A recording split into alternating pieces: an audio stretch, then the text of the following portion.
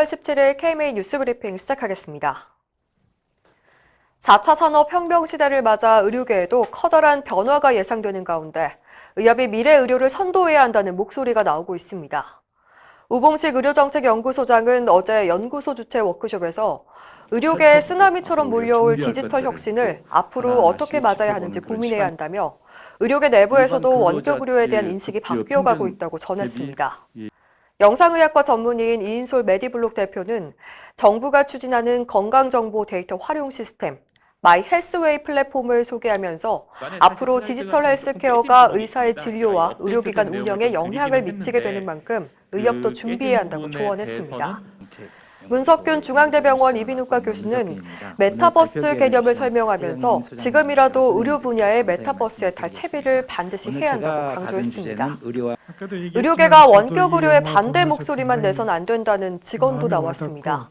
김영보 가천대길병원 신경외과 교수는 원격 진료를 하지 않겠다고 버틴다고 해서 그 시대가 오지 않는 것은 아니라고 강조했습니다. 박정일 의협 부회장도 원격 진료를 무조건 반대하기보다 충분한 검토와 논의, 합의를 통해 어느 시점에 어떤 방식으로 진행할지 고민해야 한다고 말했습니다. 머리를 3번 두드리고 나 자신을 받아들입니다 라고 읊조린 뒤에 눈동자를 이리저리 움직이고 노래를 한 구절 흥얼거립니다.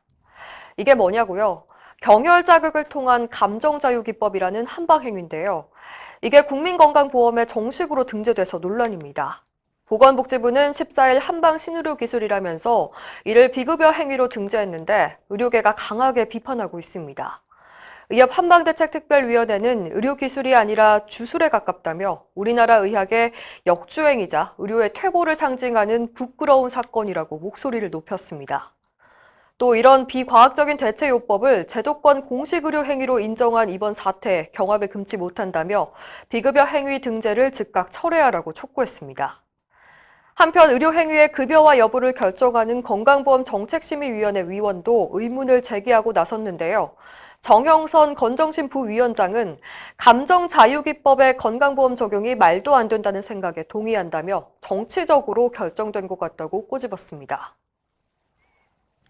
정부가 의대 정원 확대와 공공의대 설립 논의 시점을 올해 말로 보고 있습니다. 지난해 의협과 정부는 구사 의정 합의를 통해 이 사안들의 논의 시기를 코로나19 안정화 이후로 정했는데요. 어제 권덕철 보건복지부 장관은 국회 보건복지위원회 전체 회의에서 코로나19 안정기를 11월경이라고 말했습니다. 백신 접종이 순조롭게 진행된다는 가정하에 11월이면 전 국민의 70%가 접종해 집단 면역을 달성할 수 있을 걸로 보는 겁니다. 수술실 CCTV 사안에 대해서는 신중한 입장을 보였는데요. 설치 장소를 수술실 내부로 할지 입구에 할지 여러 가지 기술적인 부분에 대해서 논의할 필요가 있다며 현장의 수용 가능성, 환자의 권리 보호 등을 고려해야 한다고 밝혔습니다. 보건의학 단체들이 실손보험 청구 간소화법에 대한 반대 입장을 다시 한번 밝혔습니다. 대한의사협회와 병원협회, 치과의사협회, 한의사협회와 약사회 대표들은 어제 국회 정문 앞에서 보험업법 개정안을 즉각 폐기하라고 촉구했습니다. 단체들은 민간보험회사가 청구 간소화를 통해 축적한 개인 의료 정보를 보험금 지급 거절과 보험 가입 또는 갱신 거절 등에 악용할 게 분명하고 환자의 개인정보 유출에 대한 우려도 크다고 지적했습니다. 또 보험사가 명분으로 내세우는 국민의 청구 편의는 영수증 제출 방식만으로도 충분히 달성할 수 있다고 강조했습니다. 단체들은 특히 민간보험사가 아무런 규제 없이 의료 정보를 집적하도록 놔둔다면 결국 의료 민영화의 단초가 될 것이라고 경고했습니다. 이필수 의협 회장은 실손보험 청구 간소화법은 시민단체도 반대하고 있다며 법안 저지를 위해서 끝까지 함께할 것이라고 말했습니다. 국무총리가 경제인들과 만나서 발표한 규제 챌린지 정책에 약사들도 반대하고 나섰습니다. 김부겸 총리는 최근 중소중견기업 간담회에서 원격 진료와 원격 조제, 그리고 약 배달을 허용하겠다고 밝혔는데요.